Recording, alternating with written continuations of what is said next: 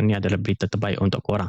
Minat institusi terhadap XRP meningkat selepas beberapa permohonan baru untuk dana dagangan bursa atau ETF XRP difailkan di Amerika Syarikat. Menurut laporan Coindex, perkembangan ini disokong oleh peningkatan jumlah dompet aktif serta volume transaksi di rangkaian XRP Ledger. Harga XRP turut mencatatkan kenaikan sederhana dengan sasaran teknikal seterusnya dianggar sekitar $2.80 sekiranya momentum semasa berterusan. Data on-chain menunjuk pelaburan jangka panjang terus menambah pegangan menanda keyakinan berterusan terhadap aset tersebut.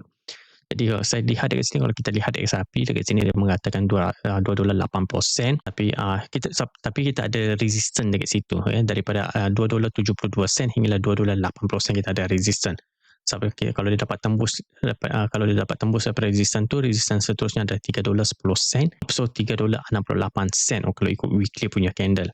Jadi kalau dia sentuh 28, kalau dia menjejam ke bawah, itu adalah normal. Sebab kita itu adalah resistance kita dekat situ. Kita ada resistance, lepas tu dia menjejam ke bawah, pergi ke patah balik dekat area semasa ni atau berada di atas exponential moving average yang 200. Daripada situ mungkin akan naik balik, pergi naik ke atas $3.10. Jadi itu adalah resistance seterusnya $3.10 selepas $2.80.